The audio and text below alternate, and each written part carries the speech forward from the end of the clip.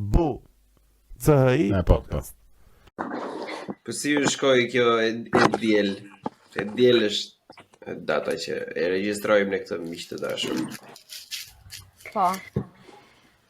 Po, një diel pak e vështirë.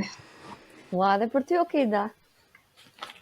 Po, se isha shumë e lodhur edhe doja të pushoja.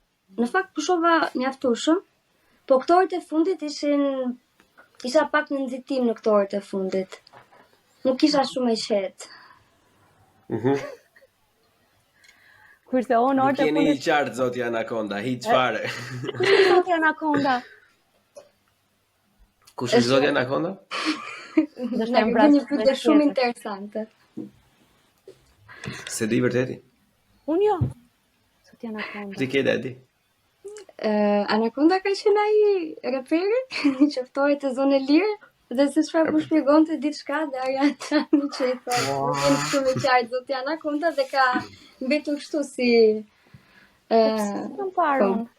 Unë vdeset e për kështu që është bilez para 2 ditësh po flisja për ujkun e Cerrikut dhe personazhin tim preferuar që është Arda Uxhiu, nga të gjithë këta të Arjan Çani. Po, preftë paqe Arda Uxhiu. po. Sa shumë e desha atë. Shumë për zotin. Nesër. Ka pasur goxha tipa interesante për sa i përket atij lloj materiali që bën Arjan Çani. Se ne atë e kisha unë parasysh me juve që të diskutoja se temë Trash TV, domethënë dhe fiks Arjan Çani është aja e çdo gjëje në Shqipëri për sa i përket Trash TV. Aty fillon çdo gjë. Arjan Çani është interesant se ke pak në gjitha, ke pak nga të gjitha. Ke Trash TV, ke politik, ke art, teatr, muzikë popullore, muzikë moderne, artista underground, ke të gjitha. Prandaj është interesant, besoj, Çani. Edhe Trashin që për cilin vdesin gjithë. Po, mendoj që Arjan Çani kishte shumë herë më shumë sukses me personazhe të tilla atëherë kur rrjetet sociale nuk përdoreshin kaq shumë sa sot, sepse personazhet e tilla në ditët e sotme bëhen të famshëm në Instagram, në TikTok. Por që Arjan Çani ka qenë... Mendoj se Arjan Çani ka qenë simbioza ta goxha, sepse Arjan Çani ka nxjerr, domethënë, pjesën dërmuese të klipeve që qarkullojnë, domethënë të atyre akoma, edhe nuk kanë për të vdekur asnjëherë dhe pastaj ata filluan u futën në Facebook-ra, në Instagram-ra, e doli TikTok-u pastaj që aty u mblodhën të gjithë bashkë edhe jep. Po ti mendon që i bënte të famshëm Arjan Çani apo Arjan Çani i tërhiqte kur ata ishin duke u ngritur në rrugën e famës, se diku tërhiqnin vëmendjen, apo jo? Me sa di unë, domethënë që përveç nuk Arjan Çani një pjesë të madhe të tyre domethënë nuk e ka ftuar në mënyrë eksplicite se kanë qenë të famshëm diku, por njerëz domethënë dikush nga Durrësi për shembull i dërgonte një mesazh, "Ore është filani." Është Fisteku domethënë edhe merri aty e provoi. Ai atë gaze hare do domethënë, nuk e ka problem këto gjëra, kështu që kush e di, Arjan Çani ka një departament kastile për këtë punë, kush janë njerëzit më të çuditshëm të Shqipërisë edhe të shkojnë këtu. Megjithëse po ta vësh re sikur ka lëshuar dorën, tash që është futur keq politikës se ka ndryshuar dorën keq. Po, unë se kam ndjekur më, që kur bëja të pauzën e kaloj te ABC-ja. Asu nuk e kam ndjekur më, kështu që nuk jam shumë e mirë informuar për të tashmen dhe me çfarë merret Arjan Çani. Jam akoma shoh kështu video të vjetra, shoh Kastrozizon me Zhakun. Ajo është. Do ta marr aty, nuk e di si do e gjej anën atë Kastrën, do e marr se s'bën një herë në podcast, minimumi një herë. Po tani është kështu sobër, tani është esull, nuk lëm nga ato të fortat. Jo, lëshon Perla akoma, se pashun tek çfarë ka ajo. Një gotë Alketa Visius. Jo, Alketa Visius, se i thash Visius. Ajo me kërcimin që kishte Dance with Me, pastaj u bë Dance Albania, kështu gjërash, edhe kërcente Kastro aty. Dhe vazhdonte lëshonte Perla. Edhe kështu esull, nuk është keq, është goxha mirë. Kështu që ta këshilloj. Provoje. Ta provoj. Goca mirë se erdhe të Buçi Podcast një herë, se nuk e bëm përshëndetje. Luana dhe Keida nga podcasti Kompetente Channel YouTube. Si e klasifikoni ju veten tuaj herë? Me gjithë kontentin që keni. Entertainment. Entertainment industry, ha? Po, me industri nga mbrapa. Po ne që jemi, ne youtubera ishim si fillim, dhe pastaj u bëm podcastera, si thuhet në shqip, Podcaster. Podcaster. Se di. Nuk e di. Po si, më na tregoni çik se jam goxha kurioz, domethënë si kur keni filluar me këtë YouTube-in? Okej, dakor, kemi filluar. Ne filluam gjatë periudhës së pandemisë. Ka qenë viti 2020 kur filluam. Duket kështu si një përjetësi, po në 2020 kemi filluar. Në maj kemi hedhur videon ton të parë në YouTube.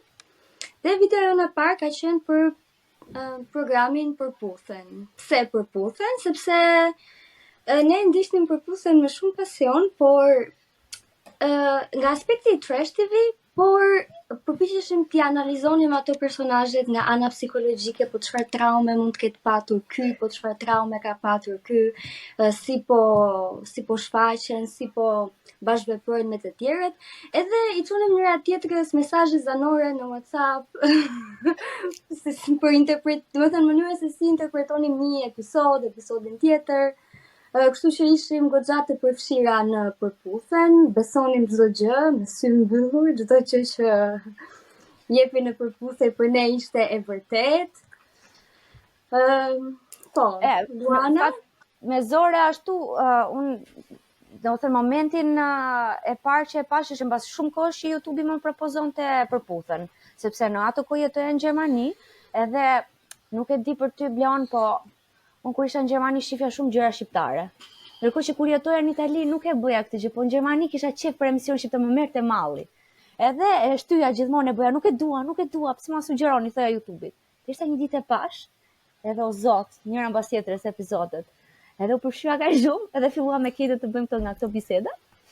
Pastaj na kapi pandemia, po, se kjo ishte para pandemisë, edhe s'kishim çfarë bënim tjetër, unë jetoja me Kate në ato kohë. Edhe motra ime na sugjeroi, meqense ne kemi një lloj kimie interesante, besoj unë edhe Keida. Edhe flisnim me motrën time në atë kohë në Amerikë, edhe tha, po ju harxoni kaq shumë kohë duke parë këto budalli që si nuk bëni një kanal YouTube-i, edhe flisni për këto meqense kishim edhe kohë të lirë, gjithashtu. Edhe tham, hajde po e provojmë. Apo jo. Shumë interesante. Shumë, jo, më pëlqejnë në përgjithësi njerëzit, po edhe përgjigjen e mora që si ishte gjeneza e të gjitha, po me çfarë merren, domethënë, cilët fushë i përkisni? Ku jetë ti? Jetoja në Gjermani, po jo kur jeton në Itali, ku jetoni për momentin? Tani në Tiranë. Gjermani e lash në 2020-ën. Edhe aty kaluam nga video në audio neve, sepse për këtë arsye. Po tani jam në Shqipëri, atë kohë ishim të dyja në Stuttgart. Edhe Keida i bie ti akoma në Stuttgart. Unë tani jam në Berlin, kam 2 vjet, domethënë që jam zhvendosur nga Stuttgarti. Unë vazhdoj akoma të jetoj në Gjermani dhe bëhen gati 5 vite që jetoj këtu në Gjermani. Po, shumë bukur. Po me se merreni të dyja? Me të njëjtën gjë i bie studimet, ëh? Një lloj rastësie. Unë kam bërë në bachelor kam bërë shkenca dhe teknologji agroushqimore, kurse në master kam bërë teknologji dhe bioteknologji ushqimi. Në Itali kam bërë këto studime. Po. Edhe rezultoi që u takua me Ketën, edhe ti më të njëjtën gjë. Apo pak ndryshe, cik ndryshe. Jo, dhe unë kam bërë në Prag, në Çeki, teknologji dhe bioteknologji ushqimore, pastaj vazhdova masterin në Gjermani për teknologji ushqimore. Edhe tani punoj deri diku në fushën që për cilën kam studiuar. Po ti Luana si përfundove në Gjermani kur shkollën e ke bërë në Itali? Po se në atë kohë kur unë u ktheva në Shqipëri mbas Italisë, Gjermania ishte vendi më i përkryer ku mund të vazhdoj eksperiencën tënde, domethënë karrierën tënde. Edhe unë nisa për të bërë gjas me një biçim doktorature që pastaj vendosa të mos e përfundoj, sepse isha gati afër fundit, po thash jo, nuk dua ta bëj. Edhe lash, dhe shkova për këtë arsye në Gjermani të bëja doktoraturën, sepse në ato kohë Gjermania ishte lokomotiva e Europës. Kjo është një budalli që kam dëgjuar shumë shpesh, madje kam shkruar edhe te proposali kur kam shkruar për të marrë kështu atë çka ka ajo, DAD-ja? Po, bursë nga DAD-ja. Është lokomotiva e Europës, edhe ma dhanë bursën pastaj. Shef, funksionon. Bravo, shikoni miq të dashur, këshilla drejt për drejt nga Luana si të merri bursa nga DAD, Lokomotiva e Europës, Grantit. Shiko, përderisa funksionon, it's fair game, kështu që Ja, ka më Nuk shumë ka se asnjë aq, po problem. thjesht tani le të me banalizova unë. Tash do i themi, nuk do i themi të gjitha me një episod, tash i dale. Do ta shkrish talentin. Nuk diskutoj, po shumë interesante. Domethënë studimet jashtë me gjuhën si ishe ti kur erdhe në Gjermani? Kush unë apo Keita? Po Keita aty është akoma domethënë e marrë të mirëqen që ja ka dalë me gjuhën. Shiva, unë jo mirë. Jo mirë në sensin që s'dija gjermanisht para sepse nuk më kërkoi gjermanishtja. Edhe pastaj e mora pak avash, edhe fillova ta mësoj seriozisht para pak se të vendosej që t'ikja. Ju futa thellë fare, po më pëlqente shumë, edhe pastaj ika, kështu që ngeli gjermanishte në ça niveli jam unë? A2 ndoshta? A2. A2.1. Një, që fatkeqësi është kjo që njerëzve që ti që e ke lënë domethënë edhe pse të ka pëlqyer, se janë të rrallë njerëzit që e pëlqejnë gjuhën gjermane domethënë. O, mua më pëlqen shumë. Unë kam takuar goxha shumë edhe. Po. Mua s'më pëlqen shumë Gjermania për të jetuar, po më pëlqen gjuha gjermane shumë. Po. Well, you cannot have it all together. Kështu që më duket shumë interesante kjo heshtja e Keidës në momentin që po flasim për gjuhën tani. Unë po lë bashkëfole si që të flasin, por patjetër mund ta shpreh mendimin tim me shumë kënaqësi. Mendoj që kam arritur një pikë ku flas gjermanisht dhe kuptoj goxha mirë dhe e përdor në përditshmëri. Mua gjermanishtja më është kërkuar para se të aplikoj për master, pavarësisht se masterin e kam bërë në anglisht, por për shkak se te grupi i studimit shumica ishin gjerman, na kërkohej që si student të huaj të kishim një certifikat B1 gjermanishte, dhe për këtë arsye unë para se të aplikoja për master, fillova që të mësoj gjermanisht, pavarësisht se unë fakt kam mësuar gjermanisht që në gjimnaz, se e kishim si gjuhë të dytë, por pasi e mësova për një vit, kisha shumë qejf që ta mësoja atëherë, por erdhi një pikë që thash, unë nuk do shkoj kurrë në Gjermani, nuk do më duhet, kështu që do përqendrohem te anglishtja. Edhe hoqa dorë pas një viti, nuk po e mësoja më. Gjithsesi jeta na solli në këto dhe thana që gjermanishtja duhet mësuar prap, kështu që ju futa prap për ta mësuar.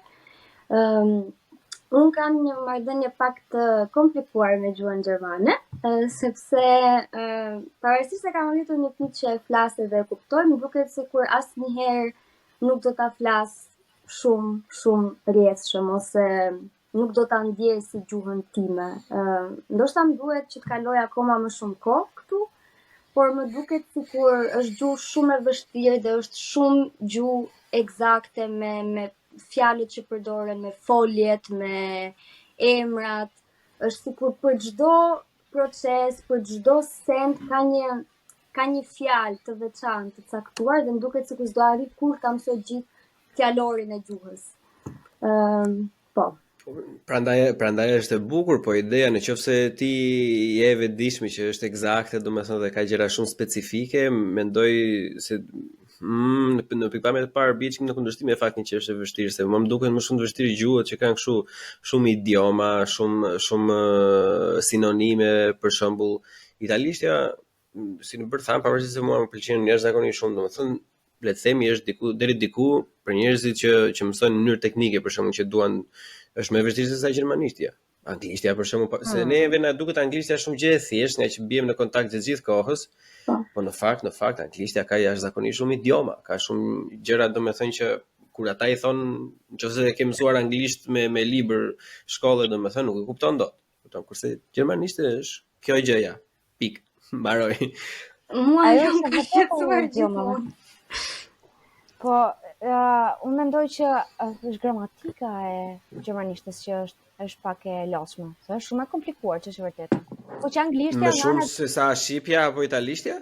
Aty afër jemi. Jo, italishtja nuk është e komplikuar nga ana gramatikore, më beso. Seriozisht. Anglishtja akoma më pak. Anglishtja është e vështirë përse përket idiomave dhe fakti që sa herë që i fut një preposition ose një for, up, on, mbas një folje ndryshon komplet kuptimi i fjalës e tjerë, por gramatika është realisht shumë e thjeshtë. Shqipja dhe gjermanishtja, pse duket gramatika gjermane shumë e vështirë? Po, shife, në radh parë ka 3 gjini. Që duan që këtu. Ajo gjëja është tjetër gjë ajo. Jo, është tjetër gjë se është brenda. Është brenda dhe në bazë të asaj çdo gjë që ti ndërton në fjali, në bazë të asaj ndryshon. Edhe nëse e kapë gjinin gabim, atëre do ngatrosh ato, çfarë quhen? Artikujt në raste të ndryshme, çdo gjë. Apo jo. Ka edhe kështu.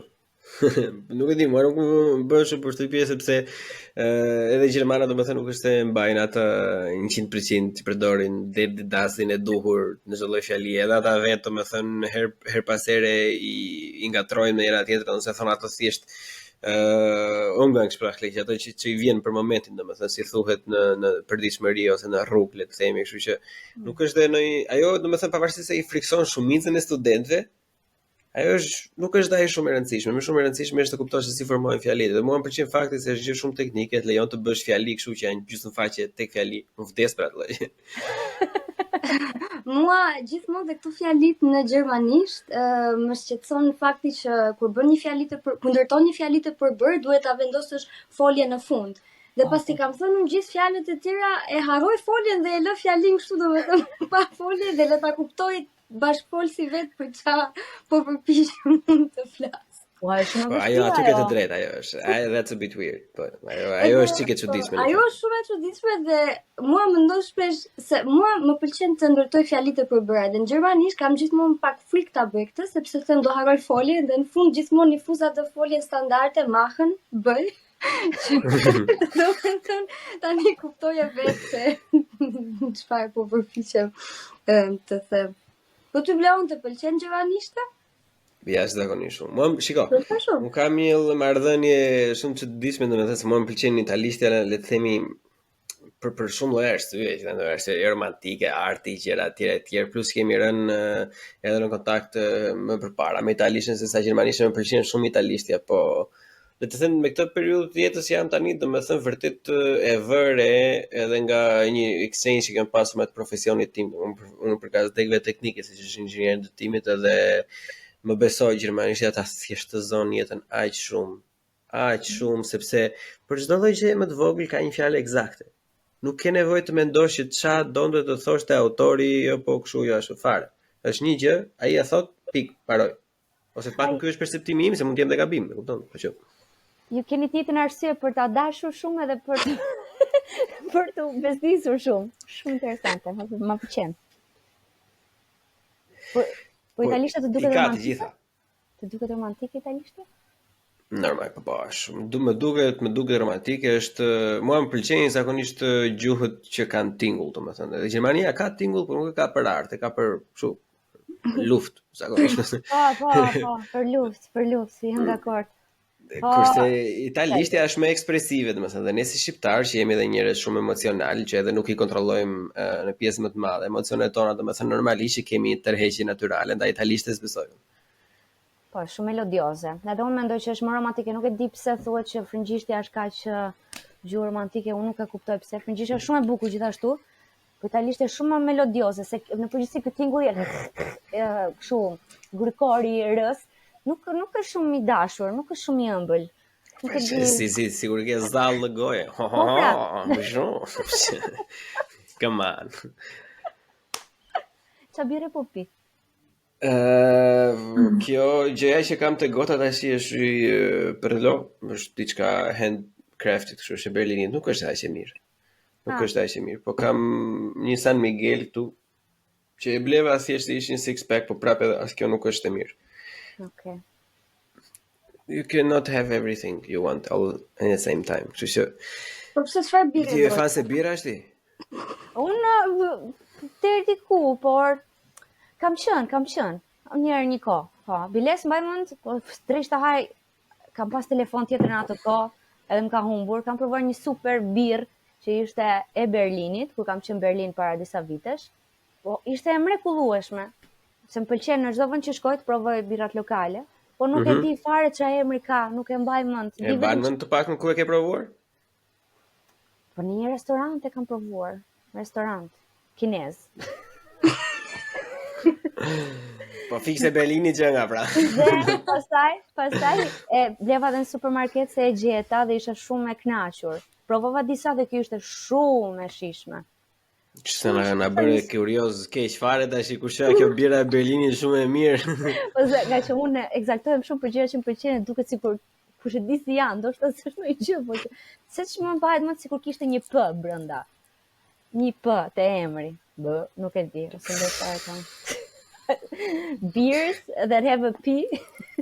Po tashi në qofse ke fjalën për Berliner Pils. Jo. Ose Berliner Pilsner që i thon, do ishte shumë sad. Jo, Shqyr nuk e pasi për atë. Një fjalë, nëse, do ta gjej një ditë. Iku tashi. Iku. Fansat e birës e shkruajnë komente të gjithë tash, cilën birë mendoni ju se Luana ka në mendje, është birë e Berlinit që ka një p brenda. Ndoshta e ka brenda.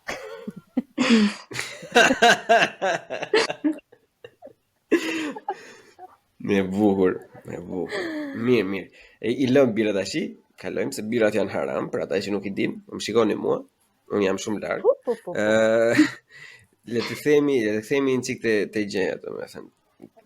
Çfarë gjeni të rrejse ju në Trash TV, domethënë? Çfarë janë të elementet specifike që ju tërheqin atje, domethënë që do fillojmë tash do flasim ne, dëgjoj, 3 orë.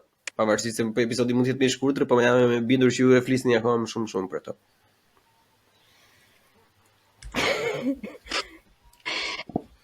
Këto seri si me go. Syzet, po, çfarë na pëlqen në Trash TV? Unë sa herë që jam e lodhur nga përditshmëria dhe dua të shqetësoj pak trut, them pse të mos shoh diçka të thjeshtë, diçka argëtuese. Diçka e cila nuk do më bëj të mendoj shumë, pavarësisht se mund të dalë diçka për cilën mund të mendoj shumë në fund. Kështu që për mua arsyeja e parë është diçka e thjeshtë, diçka që mund ta përcit menjëherë, për të qetësuar nga streset e përditshmërisë.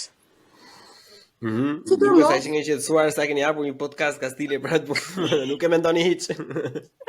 Jo, siç të thash, mund të ndodhë që gjërat të tilla që shohim mund të ndezin disa mendime në kokën tonë, siç ishte rasti që prej përputhen filluam të hapnim kanalin tonë në YouTube. Pastaj ka dhe diçka që kur këto emisione kanë një farë populariteti, të ngacmon ai krimbi për brenda, thua, po pse ka kaq shumë shikueshmëri ky emisioni? Pa ti hedh një sy, çfarë është interesante këtu? Çfarë shohin njerëzit? Pse ka e shumë shikueshmëri Trash TV? Për qoftë përputhen, qoftë Big Brother, qoftë çfarë lloj gjëre tjetër, pse kanë kaq shumë shikueshmëri sipas jush? Tani, sipas me në radh parë, nëse mund të vazhdoj pak atë që tha Keida, flas për të dyja se kemi kohë që njihemi edhe bisedojmë për çfarë do lloj gjëje. Ne kemi mundohemi në përgjithësi të krijojmë një balancë midis gjërave serioze që bëjmë dhe gjërave shumë të thella, edhe një lloj lehtësie. Meqense diskutojmë për tema të rëndësishme, lexojmë gjëra të rëndësishme, jemi marrë dhe me shkencë për një kohë gjatë. Shohim, çfarë them unë, shkojmë në galeri arti për të parë art, në teatr për të parë një shfaqje, një koncert bukur jazzi ose në opera. Të duhet për të lehtësuar, nuk mund të gjithmonë ti futesh tellë gjërave. Ka nevojë për një lehtësi, një kështu, një tralala në sfond, tamam për të lehtësuar, që pastaj nuk rezulton të jetë gjithmonë kështu, sepse ne na ha krimbi për brenda, edhe nga një budallik që shohim në një emision trash, fillojmë hapim tema të mëdha, për shembull, si duhet jetë familja, a duhet partneri të sillet në këtë lloj mënyre, në atë lloj mënyre etj. Kapemi nga gjëra koti që mund të duken në sipërfaqe, edhe mes nesh kur komunikojmë, zgjerohemi dhe kapim gjëra të rëndësishme, që i takojnë shoqërisë, individit, personalitetit, psikologjisë etj. por që kam përshtypjen që në përgjithësi njerëzit ndoshta edhe janë të lodhur nga jeta, edhe nga problemet e tyre, edhe duan një shkëputje, një kështu escape, se po e them kështu në anglisht. Po, kjo këtu të përmbajmë dhe unë pak tash domethënë, pse unë në ideologji jam pak më ndryshe të kjo pjesë. Unë e kuptoj të gjithë pjesën e lodhjes jetës dhe kuptoj të gjithë nevojën për t'ju larguar atij realitetit të dhimbshëm, domethënë, dhe normalisht një trash TV në këtë lloj mënyre mendimi bëhet automatikisht, le të themi, drogë pasive, është brain numbing, është diçka që ty e kupton, është njësoj sikur pi një birr kur kthehesh pas pune, shef atë dhe fikesh fare që aha, çi po zien ata, s'po zien unë. Po. Unë kam goxha probleme me këtë lloj mendësie, domethënë se kjo afrohet shumë me një lloj kulture hedoniste që i shtypet njerëzve që thjesht qetëso për momentin, thjesht i kënaqur për momentin dhe e largon atë fokusin e përgjithshme nga ku dëgjon.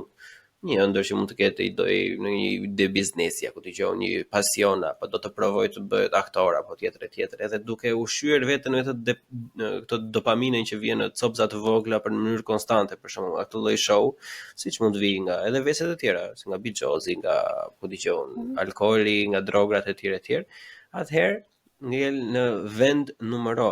Plus që unë for the life of me e kam shumë të vështirë domethënë t'ia gjej minimumi diçka pozitive përveç kësaj që i ofron njerëzve diçka që nuk duan të mendojnë fare dhe të qetësohen, le të themi, që nuk është e vërtet fare, se vetëm të shikosh komente, domethënë çat tifozësh bëhen ata dhe sa përfshihen shpirtërisht, që aktivizohen, domethënë aty e shpalosin të gjitha të talentin e tyre të asaj si thon, fjalorit të artë që ata kanë rezervuar domethënë për raste të tilla. Më duket sikur nisen me faktin se s'do përfshihen, se dua të fiken, por në fakt pasoja është e kundërta, sepse ajo është rrethi vicioz ku ata futen dhe që mban atë lloj programi me aq shumë shikime dhe që vazhdoi të transmetohet, domethënë. Dhe më duket sigurisht një kështu si tip kurthi.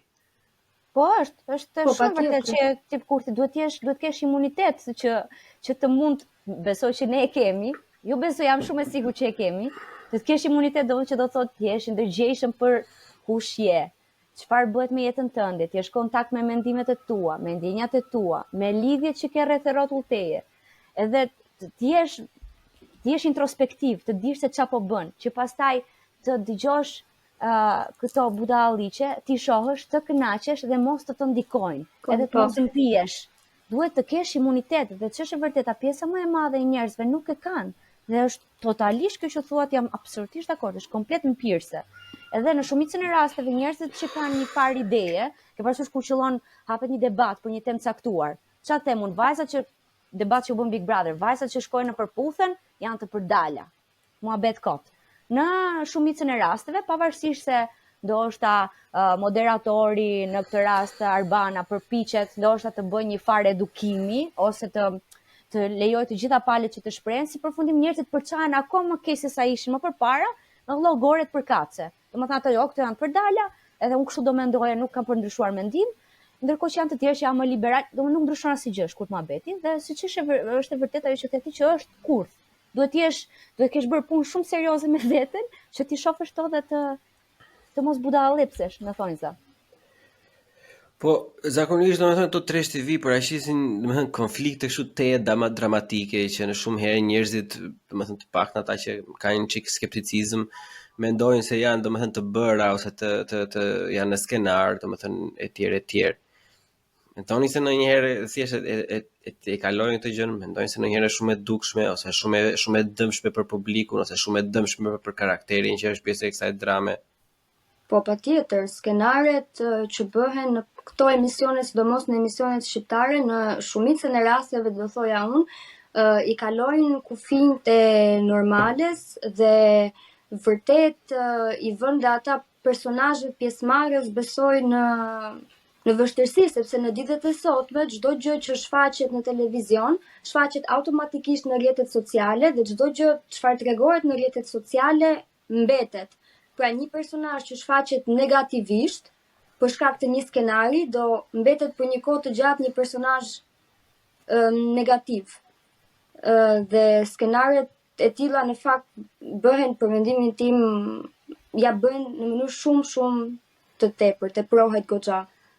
Por ata që krijojnë skenaret mendoj e bëjnë me qëllim këtë gjë dhe zgjedhin pikërisht ato konflikte që dhe do tërheqin më shumë vëmendjen e publikut, sepse ata e dinë se çfarë u intereson shikuesve, çfarë i intereson shikuesit mesatar shqiptar. Kjo është fillimisht problematika që shohim me të, se ata inkurajojnë që gjithkohës, domethënë këto si thonë, sensacionalizëm, domethënë, diçka që të ndezi, që të jetë barut të gjithkohës, domethënë, dhe shumicën e herëve, me se unë ka parë shumë pak, më shumë, për shembull, këtë përputhen kanë parë, le të themi, diku te një 7-8 episode, nga 2 nga 3, nuk e mbaj mend se kush ishte fiks. Dhe Big Brotherin, ke parë nga 3. Nga 3 ne s'kemi parë se pas ndodhi një skenar shumë i famshëm atëherë të përputhen 2 e hoqëm dorë dhe nuk aty po shumë vonë Bleoni të 3. Me duket se 2 është ajo që e fut njëra me plëm, nuk e di unë, që thaja për 5.000 lekë, I don't know. Nuk është ideja është që këtë Big Brother domethënë e ka ndjekur vetëm nga rrjetet pastaj, edhe po ta vinin re ky sensacionalizmi krijohet shumicën e kohës, po pjesë më të madhe të kohës krijohet nga këto stereotipet më negative të ndryshme, domethënë, si për meshkuj si për femra, janë stereotipet më negative që reklamohen, domethënë, edhe pavarësisht se ata duan apo s'duan si karaktere të futen atë, është apo s'është skenar, domethënë, ajo përcillet publikut. Edhe siç e the ti Luana përpara, e komparacion nuk ka çdo njeri kapacitetin për ta ndarë shapin nga sheqeri tash. Ata me ai shumë fëmijë sa e shohin atë, domethënë siç u bë atëherë me përpullin që kur vinin ata për qytet e bëj si indi, domethënë që ishte shumë sad një moment ta shifje, normalisht do sillen në atë lloj mënyre si fëmijë. Po, ajo diskutohet, por nga ana tjetër shife, unë nuk e di a është e vërtet, por që këto stereotipat që promovohen kanë edhe sukses sepse përfaqësojnë pjesën më të madhe të popullit shqiptar. Pjesa më e madhe e popullit shqiptar është si Luizi. Prandaj Luizi është super fenomen. Unë mendoj që këta prandaj bëjnë suksesshëm sepse njerëzit shohin veten e tyre në një farë mënyrë të përfaqësuar. Edhe shumica e këtyre personazheve të Trash TV janë njerëz që nuk dinë të komunikojnë, janë pak harbuç, nuk janë shumë të edukuar, kanë ideale të një lloji natyre që përfaqëson është sipas qyr në një farë mënyrë e mesatares shqiptare. Edhe për mendimin tim, për këtë arsye edhe ndiqen. Domethënë nuk besojnë që ky stereotip, ti mund thuash tani, okay, po ne që kemi në dorë mediat, pse mos të propozojmë diçka më të mirë, në mënyrë të tillë që njerëzit ta shohin edhe të ndoshta të zbulojnë që ka aspekte interesante. Bëhet edhe kjo, por njerëzit kanë tendencë të mos e ndjekin se ka programe të mira gjithandej, ku të duash. Edhe në kanalet italiane, me qënë se ti ke ndjekur, programet më të bukura dhe interesante dhe edukative janë te Rai Treshi, në ora 12 natës, a kupton? Kurse në Prima Serata, që i bjen ora 9, bababum, sherr, etj. Kështu që është një fenomen i përgjithshëm, nuk kemi ne në përgjithësi. Njerëzit janë shumë pak ata të cilët duan të përmirësohen. Kam përshtypjen. Është e mundimshme, është e lodhshme, jam rehat, jam mirë kështu si jam. Pse duhet unë tani të rrit të mësoj të vras mendjen për si mund të bëjmë njëri më i mirë, si mund të edukohem, çfarë mund të mësoj të re. Është e lodhshme, është punë ajo. Po ja, Luana, shikoj të jap një shembull këtu. Nëse mban mend atëherë ato që unë kam parë ka qenë 1 dhe 2 duket Big Brother. Atëherë kur ka qenë risi në fillim, domethënë. Po ta vi re për të gjitha gabimet që ata kishin. Për të gjithë, le të themi, mangësit apo edhe to stereotipet, atë ka pasur stereotipe, nuk është se ka qenë tani. Po para fare atëherë ishin njerëz të thjeshtë. Edhe dyta ka pasur edhe përzierje, se ishin njerëz që vinin nga Italia, nga Anglia, e kupton, ishin njerëz që kishte dëgjuar asnjëri. Para kishin aplikuar, ishin futur atje, çdo secili sillte diçka të mirë, diçka të keqe. Kurse në këto dy të fundit që kanë dalë, domethënë janë njerëz që njësoj si çdo lloj si stereotipi më i keq i shqiptarit, domethënë që do të torto vetëm për vete, edhe ka qenë këngëtar, ka qenë aktor, do futet edhe në reality show, do bëj edhe këtë gjë tjetër, do marrë edhe një mision nga mbrapa, do bëj edhe një film, domethënë të uzurpoj komplet hapësirën publike. Edhe normalisht nuk e fornizon atë le të themi masën me karaktere të reja. Qoftë edhe Trash TV. Nuk kam asnjë problemi unë me fenomenin se ekziston kudo, edhe në UK Love Island është një nga më të ndjekurit ever. për atë punë, domethënë ashtu e do njerëzimin rregull, jep jani, s'ka problem. Nëse ka kërkesë do jetë një supplier gjithkohës. Po ideja është që këtë më duket sikur domethënë jam duket, po është vërtet që kanë hequr dorë fare nga çdo lloj risie domethënë dhe janë gjithë kohës drejt klikut, gjithë kohës drejt centit të fundit që ata duhet të bëjnë. Anë duket pak fatkeqësi që ne nuk kemi as njerëz, as regjisor ose krijues, producent të showeve domethënë, që të paktën të ndërmarrin një risk të sjellin diçka të re. Ore ti fusin një spice tjetër domethënë, po vetëm me receta. Mund ta bëjmë të njëjtën gjë, që të jetë trash TV, po ta bëj pak më ndryshe, të sjellë një risi, të sjellë një krijim, diçka që është prona e tij intelektuale domethënë. Ta kanë hequr dorë nga çdo gjë. Po në fakt gjithmonë perëndimi merret si model edhe për këto programet. Qoftë për Puthen, qoftë Big Brother apo Love Island, këto të dy programet e fundit janë gjithashtu programe me patent. Dhe ne kemi gjithmonë syt nga perëndimi dhe duam të krijojmë emisione trash TV të tilla që krijojnë dhe perëndimi. Pastaj për sa i përket krijuesve që të marrin përsipër rrezikun edhe të krijojnë diçka që është risi, në fakt ka në televizionet shqiptare. Ndoshta trash TV nuk e di, besoj se jo. Kjo do ishte vërtet diçka e re, do ishte risi. Po për shembull ke seriale të krijuara nga shqiptar. Tani ja shikojnë ato aq shumë sa të shikojnë Big Brother edhe për Puthen apo emisione të tjera. Normalisht që jo. Ja për shembull ka Moza Ahmeti unë se dia, ka një emision kush e di sa interesant ka qenë, po e zbulova para pak kohësh te RTS-ja. Që Moza Ahmeti vetëm ta dëgjosh të flasi për jetën e saj në përgjithësi është super cool, po që nuk e dia dhe nuk e kam ndjekur ndonjëherë.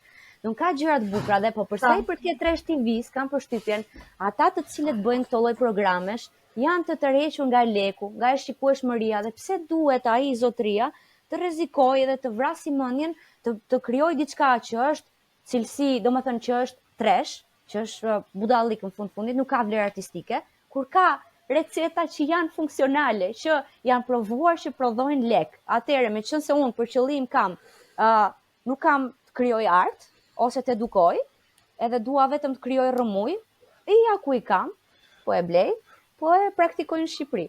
Sepse një person që do të jetë kreativ, ndoshta zgjedh një rrugë tjetër për të qenë kreativ. Kam përshtypjen unë.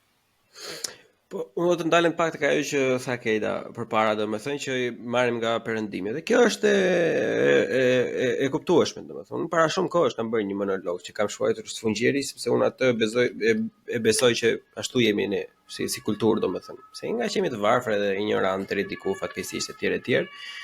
Unë kam shkruar atë monolog sfungjeri për vetëm fakt, domethënë se vetëm të gjëra që ne marrim nga perëndimi janë këto trash TV, domethënë është njësoj si sungjeri që kur e kalote pjata vetëm pisliqet një, se pjatën e pastra ngel atje, nuk diskutohet.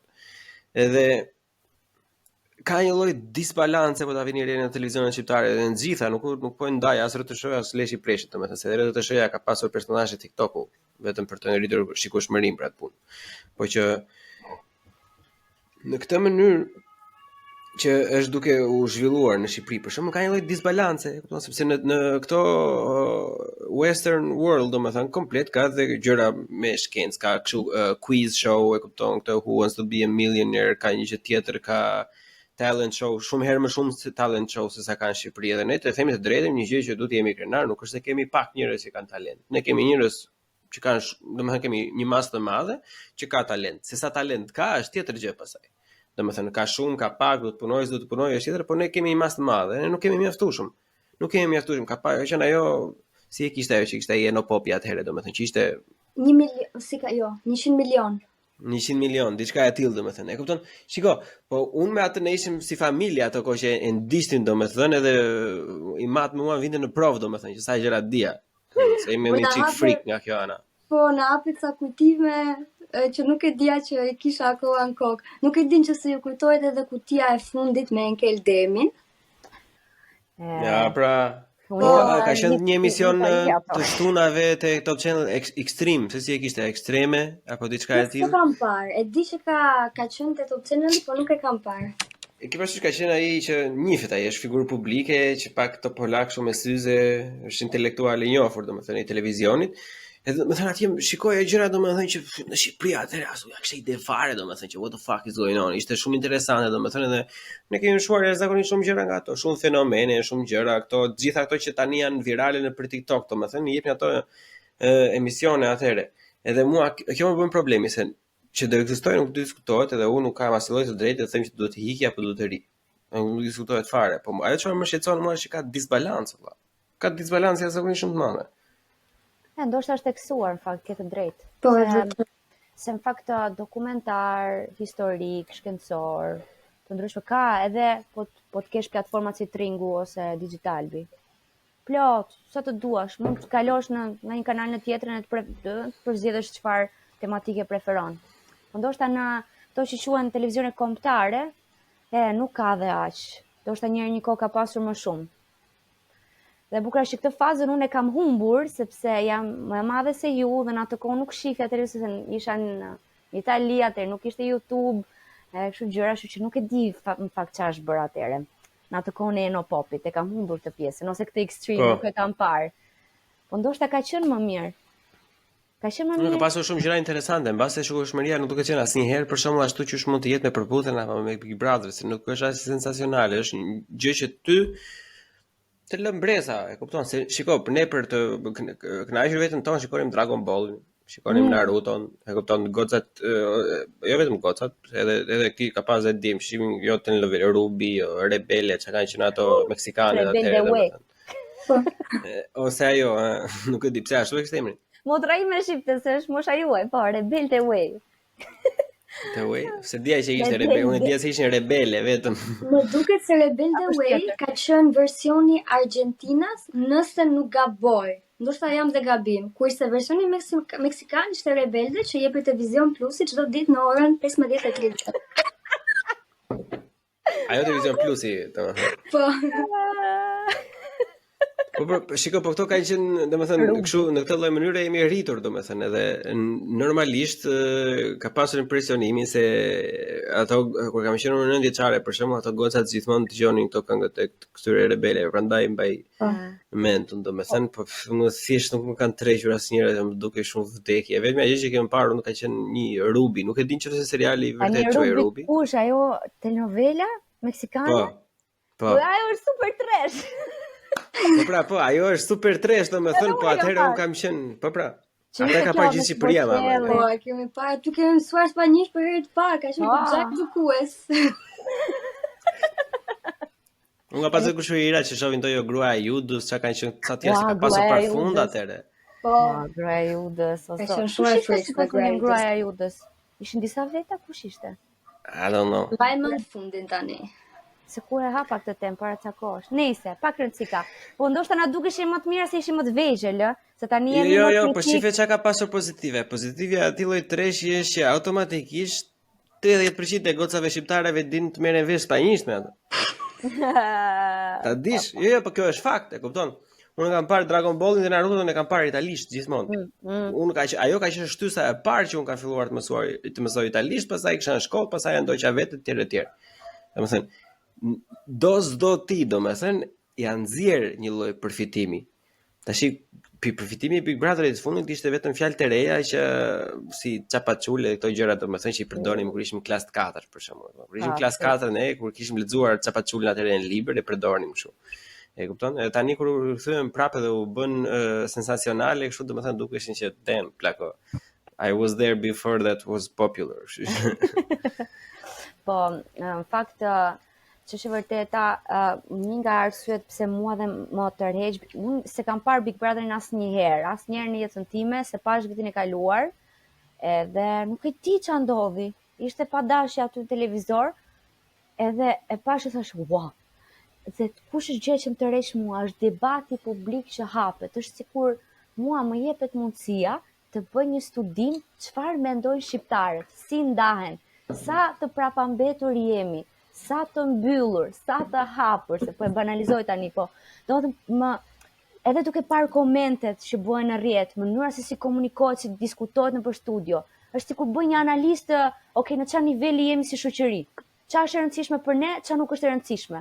Është për mua një studim i i vendit tim. Pikërisht pra, edhe ke shumë të drejtë sepse ai lloj debati dhe ajo analize e thellë dhe jashtëzakonisht shumë kështu, si thonë, e përgjithshme, domethënë nuk bëhet as për gjëra politike në Shqipëri, e kupton? Pra, as për taksat e veta nuk interesohet njeriu ai shumë. Jo, ne jam shumë dakord, po e ka në një farë mënyrë e bën e kryen funksionin e vet. Është diskutohet, ka të drejtë një vajzë që të mund të shoqërohet me një djalë përpara se ta di unë të lidhet seriozisht për afus kot, po marr një shembull. Edhe fillojnë aty.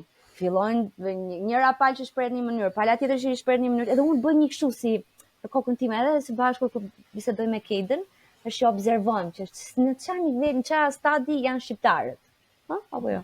Po, domethënë me këtë merremi ne sa herë që shohim diçka të këtij lloji. Dhe mendoj në qoftë se emisionet të tilla ndezin diskutime të tilla, nuk është diçka totalisht negative, sepse ne mund të ndajmë mendimet tona, mund të mësojmë nga njëri tjetri, por problemi është që njerëzit përfshihen më shumë se ç'duhet dhe kanë mlefe të tjera, edhe nxjerrin që të shkruajnë aty kundra personazheve, gjykojnë, përdorin një fjalor Keda, bëu çik specifike, mos më fol se Edi Rama tash, bëu çik specifike, domethënë që çfarë gjërash të këqija nxjerr, çfarë mlefesh nxjerr, çfarë janë problemet në shoqërinë shqiptare.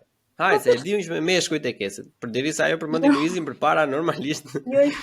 Jo, e kisha vërtet në përgjithësi, sepse personazhet femra, për shembull që marrin pjesë në Trash TV, do gjykohen për çfarë do lloj gjëje që thon. Po dhe meshkujt do gjykohen për çfarë do lloj gjëje që thon. Po pse mos të gjykohen?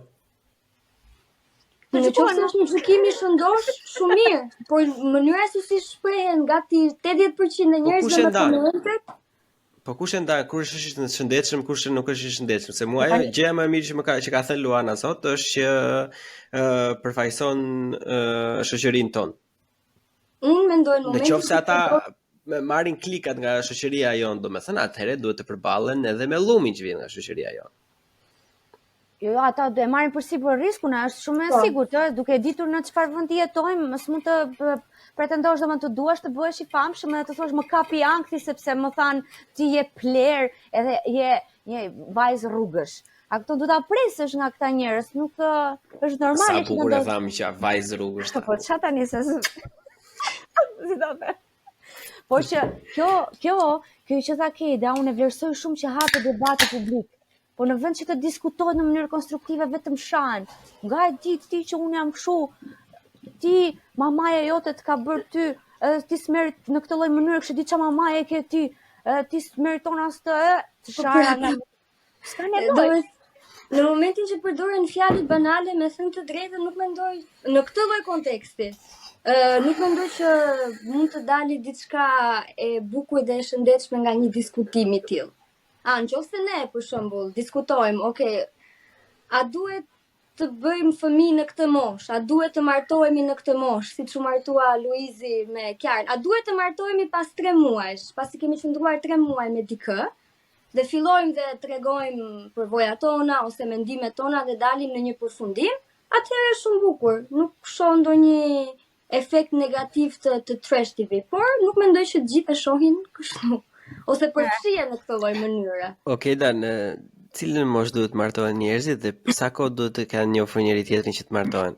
Shiko, njerëzit mendoj duhet presin pak më shumë se 3 muaj. Minimumi 4. A ti nuk beson në dashuri me shikim të parë?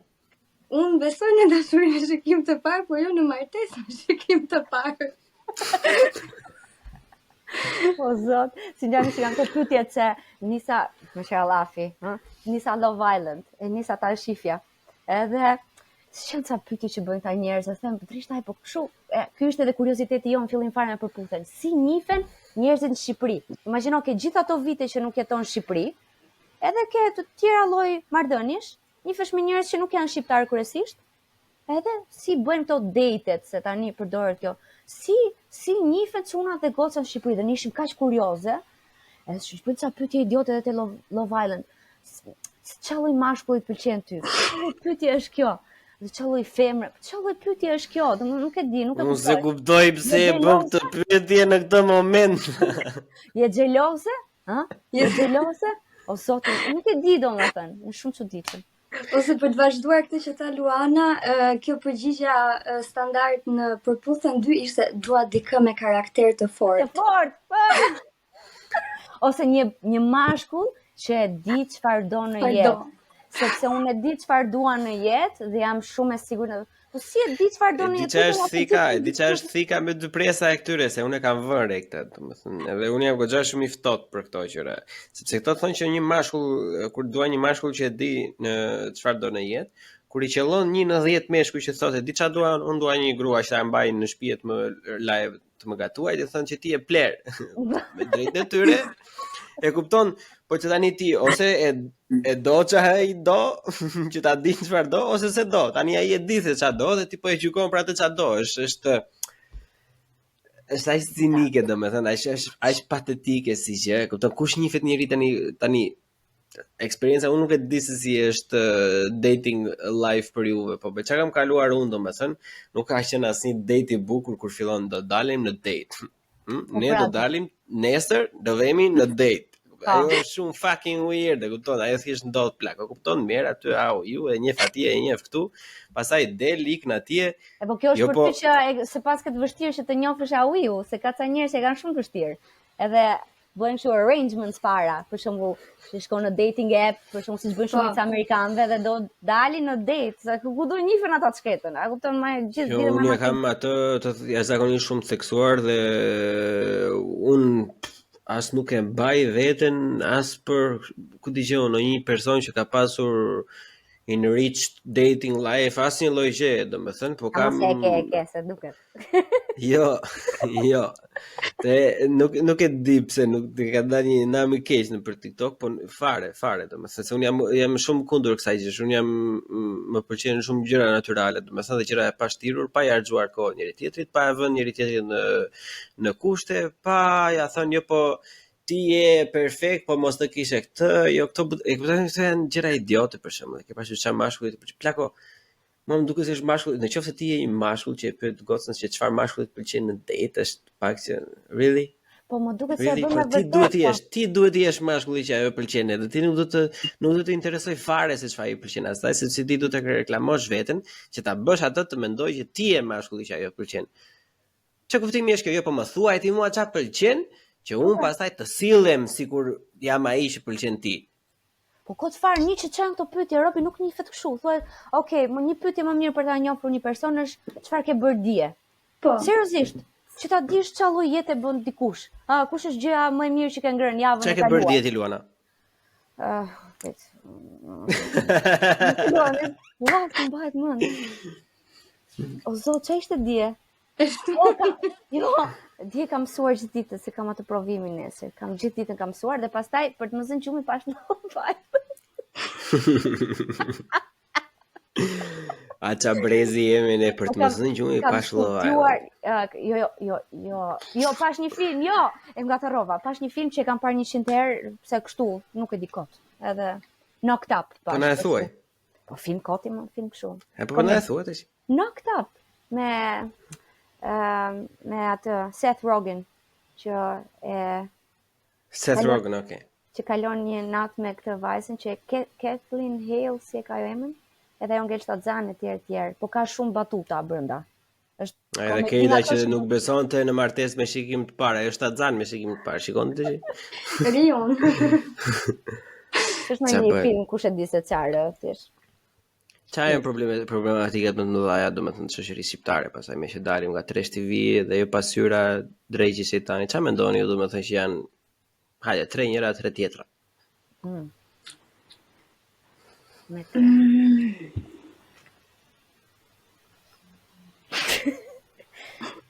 Zgati ja nisësh se kjo është.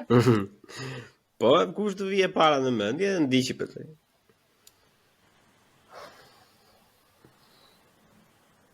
Ku mendoj shumë, domethënë që s'ka probleme.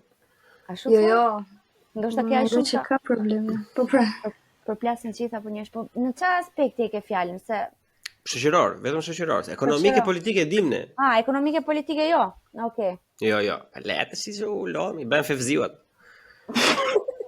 Ne i bëjmë më mirë se fevziu. Po, nuk jemi qeros. Do të jesh qeros për të punë. Nuk të mendohem pak unë. Po, pra. Shoqërore. Kejda, se ti i the ka shumë. Hajde, çfarë të shqetëson ty? Mua më erdhi një në mendje e para, që më erdhi në mendje. Zonjusha dhe dashura, jemi në Buçi Podcast, nuk keni nevojë të përmbledheni fare. Shpërhapu. Po, patjetër. Atëherë, për mua, gjë që më kujtua, është ky problemi i dukjes, si të dukurit në një farë mënyre, që është shumë e rrënjosur tek ne. Është më rëndësishme të dukemi në një farë mënyre se sa realisht të jemi në një farë mënyre.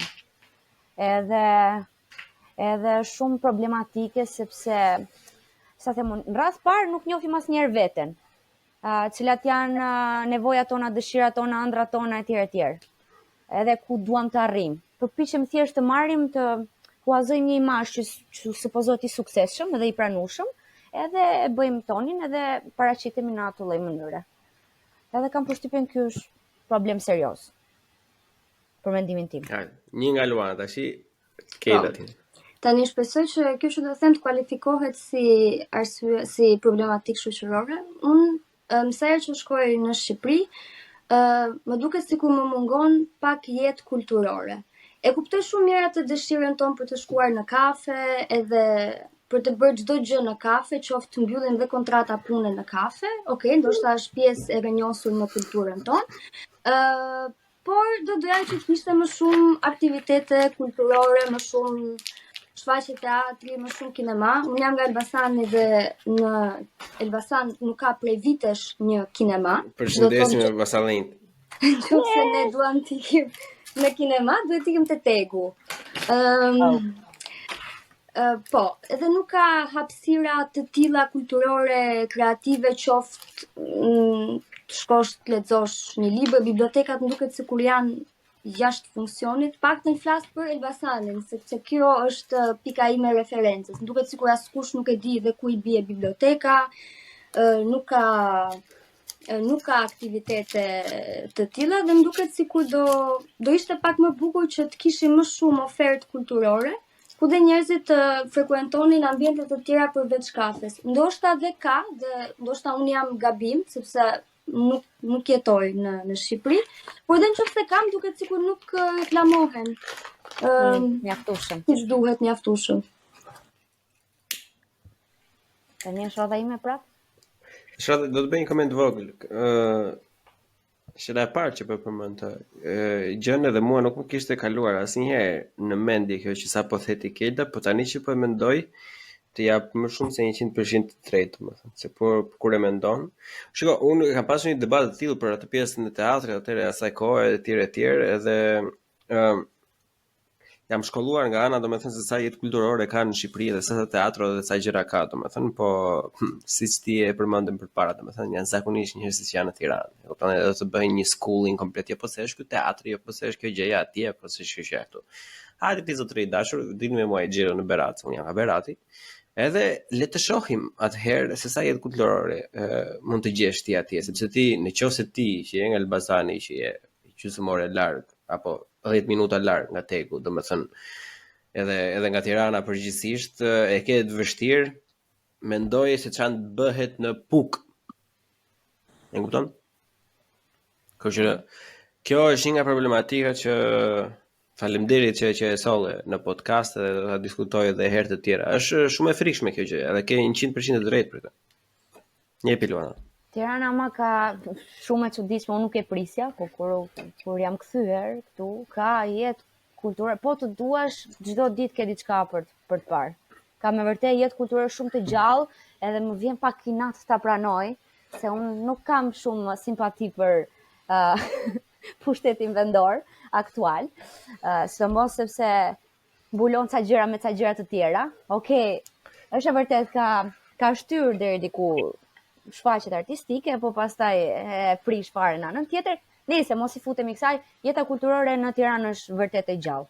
Edhe ka vazhdimisht koncerte, shfaqje, madje unë nuk kam nerva ose fuqi ndonjëherë të dalë. Kështu që, por në qytetet e tjera të Shqipërisë ka shumë mundësi që të jetë ashtu, kam përshtypjen, po. Nice. Harrova çfarë desha thoja pastaj. Ç'desha thoja një gjë. Ç'desha thoja më? Problematika. Problematika, Ua. Okej, da e keti të dytën se ndoshta sa të më kujtohet. Jepi Keda. Jo, nuk e kam akoma. Po për të e kisha. Bëni çik më personale tash, bëni mos më sini kaq shumë diplomatike domethënë. E kupton, bëni çik personale, futuni çik shumë për. Jepi. Një gjë që mua nuk më pëlqen në përgjithësi në Shqipëri, po se duket sikur tani kemi mendime shumë të këqija për shqiptarët, po arsyeja pse jam këtu se më pëlqen Shqipëria në shumë aspekte, që ta kemi të qartë. Po nuk më pëlqen mënyra se si përjetojmë shumë gjëra me tifozlik. Nuk më bezdis shumë kjo.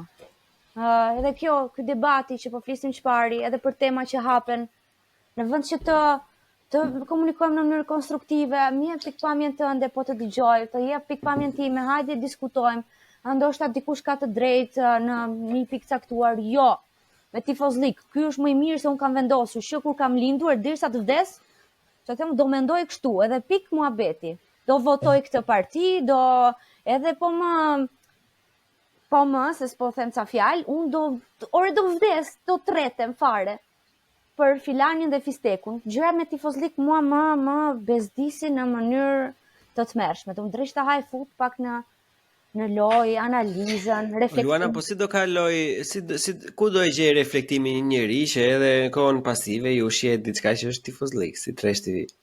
Ne nuk e ushqem, e kemi fajin vet.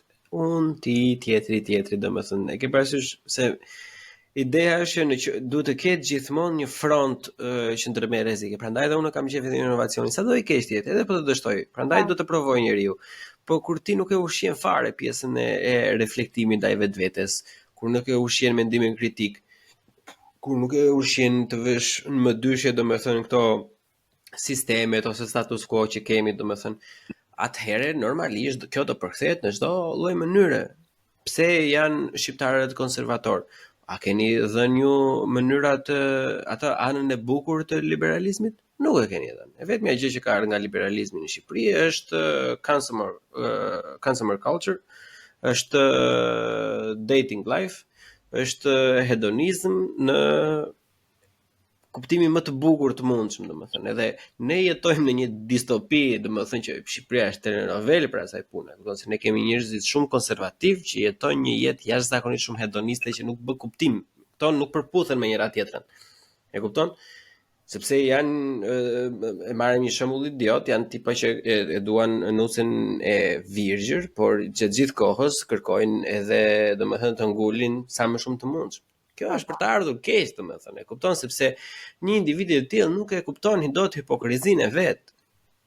E kupton? Edhe ajo është për çdo lloj Covid, çdo lloj gripi, çdo lloj AIDS-i nuk është aq keq sa është kjo. Kur njeriu ka rënë në kurthin që ngushëllon veten e vet se të tjerët, ata, jo ne, ata të tjerët janë gabimi, domethënë. Ato janë të këqija, ato janë kurva, ato janë të bredhura. Unë jam i mirë.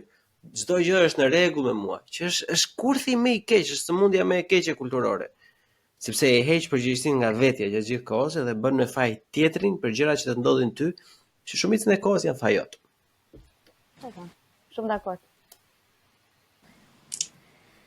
Atëherë po e marr unë fjalën, edhe po them që një gjë që unë shikoj si problematike në Shqipëri është që ne jemi të mirë me botën edhe të këqinj me njëri tjetrin. Dhe nuk e kuptoj pse vazhdojmë akoma që t'jemi kështu, dhe kur shoh dhe brezat më të rinj se sa brezi im, e shoh këtë lloj karakteristike që do të thënë transferohet nga brezi në brez, më duket si një e keqe gjenetike nga e cila nuk do shpëtojmë kur. Më duket sikur nëse vjen një turist i huaj në Shqipëri, do përpiqemi shumë ta mbajmë mirë, të tregojmë anët më të mira të Shqipërisë, por në qoftë se vjen një shqiptar, sikur nuk kemi të njëjtën sjellje, është sikur duam të tregojmë anët tona më të mira me të huajt, se ndoshta duam të pëlqejmë shumë të huajve, Po me shqiptarët punë e madhe, nuk është e rëndësishme. Le të jemi vetvetja, domethënë le të bërtasim, le të ulërasim, le të nevrikosemi. Po, dhe më duket sikur në shumë aspekte të jetës artistike, politike, ekonomike, nuk kemi mbështetësit më të mëdhenj të njëri tjetrit. Duket sikur duam që ta shohim tjetrin keq. Kjo është e përgjithshme, sepse ka patjetër dhe raste të veçanta, ka njerëz që mbështesin njëri tjetrin, ka njerëz që janë dashamirës, por më duket si një temë e përgjithshme. Më duket kjo që nuk kemi shumë mbështetës të njëri tjetrit, nuk bashkëpunojmë, është sikur e shohim gjithmonë armikun të tjetri. Dashur Keida, kjo është jashtëzakonisht shumë e rëndësishme nëse ne duam të ndryshojmë diçka me veten tonë, domethënë në përgjithësisht, sepse kjo përmblidhet në kompleksi inferioritetit quhet. Kjo ndodh zakonisht në Ballkan, është shumë e fuqishme, por ka qenë edhe goxha e fuqishme në të gjithë Europën lindore, po çekoslovakët kanë ecur goxha kohët e fundit, edhe polakët kanë ecur, tani ndihen edhe superior dhe hungarezët, kurse ne nuk e kemi kaluar akoma. Për shkak se ne kemi qenë të mbyllur për një kohë jashtëzakonisht shumë të madhe, domethënë neve kur na vina vizitojnë të tjerë duket sikur para bën ata ndër ne, ku në fakt është e kundërta, sepse Shqipëria si vend dhe kultura shqiptare i ofron dikujt mundësinë që ai të vijë të kalojë një kohë të mirë. Kështu që ata duhen të ndihen mirë që mbledhin një eksperiencë XY në Shqipëri. Por kompleksi inferioritetit ty të mëson që për shkak se Gjermania është shumë e fuqishme ekonomikisht edhe gjithë kulturën e vetet e ka të dokumentuar në një mënyrë shumë më të mirë se sa e ka Shqipëria, automatikisht mendon truri i njeriu që nuk mendon shumë thellë që këta janë më të mirë se ne, që është shumë e gabuar. Unë kam provuar disa gjëra, domethënë në mënyrën më, domethënë the hard way, kur që si thon anglisht, se ne jemi rritur dhe kështu me gjithmonë anglisht tash edhe. Po më vjen çik zor nga vetja që nuk i gjej ndonjëherë fjalët, po që çfarë të bëj? Sa herë bën po tash nuk na ofrojnë prapë nuk na kanë ofruar të njëjtën gjë që ne, një njëjtë informacion që kemi marrë, një njëjtën kulturë që kemi përthithur në anglisht, nuk na është ofruar asnjëherë në shqip dhe për këtë arsye ne shumë gjëra i mendojmë në gjuhën angleze. Gjithsesi, kompleksi inferioritetit është diçka që të gjitha vendet e Ballkanit dëmton në mënyrë, domethënë nga më të këqija të mundshme, domethënë kur ne vëmë një njeri tjetër të huaj përpara edhe vetes tonë ndonjëherë. Se unë jam dakord me atë mikpritjen shqiptare, kupton kur shikoj youtubera, ka pasur një djalë për shembull, ai kishte vajtur në Voskopoj, ja kisha sugjeruar do të vesh në Shqipëri, plak shoku im i universitetit atëherë kur isha akoma në shkollë. Ja do të vesh në Shqipëri, kishin vajtur në Voskopoj, kishin ngelur rrugëve ata. Ke parasysh se kishte nuk e di se çfarë kishte ndodhur me makinën, ne kishin vajtur te një nënë, aty kishin dënjur pa lek pas, ata i lanë ca gjëra në fund normalisht, po që ajo e shkreta ja kishte gatuar gjithë atyre pa asnjë lloj kundërpërgjigje. Po kjo është një gjë. Edhe ajo gjë tjetër që përmend Keida është ta që e kupton që mundohen që të dalin nga jetesa e vet vetëm për të bërë dikë të dihet mirë, kurse që jam shumë i bindur që nëse një nga Berati do shkonte ku dëgjon Prizren, nuk do e bënin asnjëherë të njëjtën gjë, që të ndihej mirë. Nëse është shqiptar e merr të mirë qenë, domethënë që you gonna deal with it. Kjo është realiteti këtu dhe ti duhet të përputhesh me realitetin. Nëse jeti person do ishte gjerman, atëherë do t'ja bëjnë fush me lule, të bëhet të ngryhej sikur këtu s'ka asnjë lloj problemi. Kjo është një gjë domethënë që më ha mendje që sa më shumë njerëz si puna juaj, edhe si puna ime apo tjetër të keqe, e di se si funksionojnë këtu, e dim se sa trash people, trash white people. Keida nuk e di sa kanë në Berlin, po që më ha mendje se ke pasur eksperjenca mjaftueshme me gjermanët trash. Kështu që kur e kalon një farë kohë kupton që jo plak, është sistemi që ka funksionuar, domethënë normalisht për aftësitë të vetat, por edhe gjërat e tjera ekonomike edhe politike, po që neve, sidomos unë kam një bindje time të thellë, domethënë që në diaspora jonë është shumë herë më e fuqishme se sa mesatarja e popujve ku jetojmë. Mos harrojmë se Keida për shembull ti po punon në një punë, automatikisht je më lart se sa mesatarja e gjermanëve për atë punë. Të paktën këtu në Berlin, le të flas. Është ta japun me firmë, ta siguroj domethënë që automatikisht ti je më lart, sepse shumica e njerëzve jetojnë muaj për muaj në Berlin. Shumica e njerëzve janë hedonista, shumica e njerëzve nuk e dinë se çfarë po bëjnë me jetën e tyre. E kupton? Kështu që automatikisht kur ti ke bërë një shkollë, ke kryer një shkollë, ke mësuar gjuhën e një vendi tjetër, që është e vështirë, siç e thamë përpara, që ti e ke të vështirë, po prapë e ke mësuar, edhe ja ke dalë, dhe ke çar, edhe ku? Në vendin e atyre. Po kur ti që je nga vendi i tjetër, ja ke dalë, pse s'e kanë dalë ata? Kështu që automatikisht kjo na ngre, domethënë, jashtëzakonisht shumë lart. Edhe krahasuar me emigrantë të tjerë, domethënë që ne kemi disa gjëra të tjera që nuk ajo se di pse, po që i kemi. Për këtë mund të bëjmë një episod tjetër shumë, thuaj. mund të flasim shumë gjëra gjatë. Për rastin konkret të Gjermanisë edhe që vinë njerëz nga Shqipëria dhe nga vende të tjera më pak të zhvilluara dhe arrin diçka, le të themi gjejnë një vend pune, kanë një jetë deri te ku të qëndrueshme, kanë studiuar dhe ndoshta jo të gjithë gjermanët kanë studiuar dhe jo të gjithë kanë nevojë që të studiojnë, se ka dhe punë të tjera që nuk bëhen, nuk ke pse të studiosh. Por prap dikush që është me pasaportë gjermane gjithmonë e shikon veten shumë më herë superior se sa dikush që ka një pasaportë të një vendi të tretë. Dhe kjo është sfida e përditshmërisë e të jetuarit jashtë vendit, që dhe nëse ti ja njeh vlerat vetes apo bashkëmoshatarëve të tu që kanë ndjekur të njëjtin rrugtim, është prapë sikur nuk mjafton. Të paktën unë kështu ndihem, është sikur nuk mjafton për këtë vend. Mos ndje fare ashtu, domethënë, sepse kjo është shembulli perfekt i asaj që sapo unë thash. Sepse ignorant ka kudo. Dhe nëse një gjerman mendon që pasaporta e vet të bën atë superior ndaj teje, kur ti mund të jesh supervizorja e tij, ose mund të jesh në një pozicion më të lartë për të, domethënë, atë duket që është ignorancë e pastër.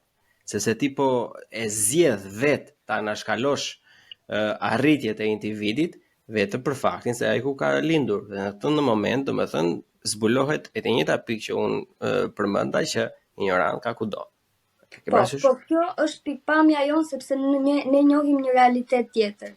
Por shumica e njerëzve, si po morëm Gjermaninë tani si shembull me që mos ka problem. Po, shembulli shumë i mirë është. Po, shumica e njerëzve që kanë jetuar këtu nuk kanë atë përvojën e një sistemi tjetër. Le të themi mund të kenë shkuar dhe të kenë bërë punë vullnetare në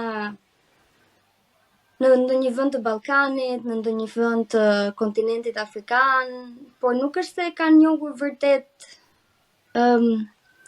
çdo të thotë të vish të jetosh në një sistem tjetër, në një realitet tjetër. Dhe shumë gjëra i marrin për të mirë qenë. Prandaj, dhe nëse ne flasim kështu nuk do ta mendoj unë, nuk e perceptojmë, sepse nuk është realiteti. Po nuk duhet të merresh me çfarë percepton njeriu. E kupton? Se edhe jemi edhe në podcast, edhe formati jon, siç e analizoni ju Luiz nga vetja juaj, domethënë dhe si e perceptoni ju, ashtu do ta trajtosh dhe jetën.